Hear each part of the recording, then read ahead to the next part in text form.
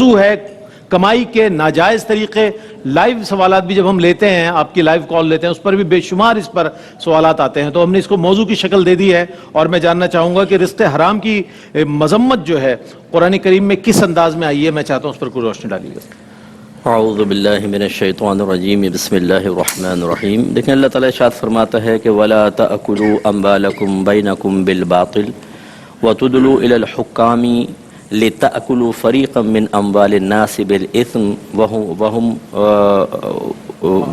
وَأَنْتُمْ تَعْلَمُونَ۔ اللہ تعالیٰ فرماتا ہے کہ ایک دوسرے کے مال باطل طریقے سے نہ کھاؤ اور مقدمے اس لیے حکام کے پاس نہ لے جاؤ کہ دوسرے کا مال گناہ کے ذریعے جان بوجھ کر کھا جاؤ، لوگوں کے اموال کھا جاؤ۔ تو یہ ایک اصول کسی حیثیت رکھتی ہے ایک آیت کہ اللہ تعالیٰ نے اس میں وہ تمام طریقے منع کر دیے، وہ تمام ذرائع رزق کے منع کر دیے کہ جس میں دوسرے کا مال ناحق طریقے سے حاصل کرنا ہوگا۔ اب وہ چاہے کمائی کے ذریعے ہوں، مثال کے طور پہ کوئی عیب دار چیز بیچ رہا ہے یا چوری کا مال بیچ رہا ہے جیسے آپ نے ارشاد فرمایا، اس طرح سود کی صورتیں ہیں، رشوت ہے، اسی طریقے سے ملاوٹ ہے یا ذخیرہ اندوزی ہے کہ ہم اس میں ایک چیز کا جو ریٹ کم ہونا چاہیے لیکن ذخیرہ اندوزی کر کے بہت زیادہ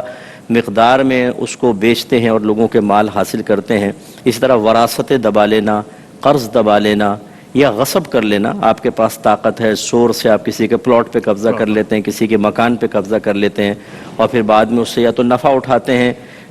حصی طور پر کہ اس میں رہتے ہیں اور یا بیچ کر اس سے نفع کما لیتے ہیں۔ یہ تمام کے تمام اللہ تعالیٰ نے منع فرما دیے کہ یہ حرام طریقے ہیں۔ جب اللہ تبارک و تعالیٰ کسی چیز کو واضح طور پہ منع فرما دے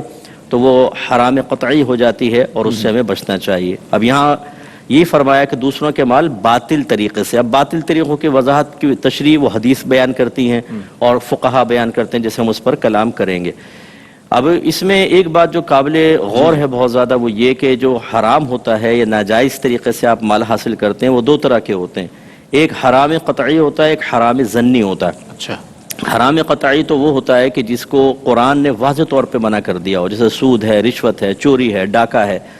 اور حرام ظنی وہ ہوتا ہے کہ جو قرآن سے ثابت نہیں ہوتا، حدیث سے ہوتا ہے یا فقہا اپنے اجتہاد سے اس کو منع فرماتے ہیں۔ جب حرام قطعی انسان حاصل کرتا ہے وہ تو حرام ہی حرام ہے، اور پھر اس کو اگر وہ ثواب کی نیت سے خرچ کر دیتا ہے تو دائرہ اسلام سے خارج ہو جائے گا۔ اس میں یہ بہت خطرناک پہلو ہے حرام رزق کا کہ بعض لوگ حرام کماتے ہیں اور جائز ذرائع اور معاذ اللہ ثم معاذ اللہ جس سے کسی کو رشوت دے کر راضی کر لینے کی کوشش ہوتی ہے نا، ایسے ہی معاذ اللہ اگر حرام اللہ کے راہ میں خرچ کریں تو گویا کہ ایک رشوت کی پیشکش ہے ایک طرح سے۔ اور سفیان ثوری رحمۃ اللہ علیہ فرمایا کرتے تھے کہ رزق حرام کو اللہ کی راہ میں دینا ایسا ہے جیسے کوئی ناپاک کپڑے کو پیشاب سے پاک کرنے کی کوشش کرے۔ تو اس لیے یہ بہت ہی خطرناک چیز ہوتی ہے۔ قرآن نبی کریم صلی اللہ علیہ وسلم نے کئی جگہ پہ حرام کی مذمت فرمائی، جیسے ابھی بھی بات ہوئی تھی کچھ دن پہلے کہ ایک شخص ہے وہ ہاتھ اٹھا کے اللہ کی بارگاہ میں دعا کر رہا ہوتا ہے، اے میرے رب، اے میرے رب، لیکن سرکار فرماتے ہیں اس کی دعا کیسے قبول ہو کہ اس کے پیٹ میں حرام ہے، اس کے جسم میں حرام، جسم پر حرام ہے، یعنی کہ لباس حرام کا ہے۔ ایسی کوئی حج کے لیے جاتا ہے، نبی کریم صلی اللہ علیہ وسلم فرماتے ہیں جو حرام مال سے حج کرے اللہ تعالیٰ اس کا حج قبول نہیں فرماتا ہے۔ تو اس لیے حرام کی بہت زیادہ مذمت ہے اور یہ بغیر معلومات کے حاصل نہیں ہو سکتا، یہ اس کا علم حاصل کرنا ہر عاقل بالغ مسلمان مرد و عورت پر فرض ہے، اس لیے اس پہ توجہ کرنی چاہیے۔ ضرور۔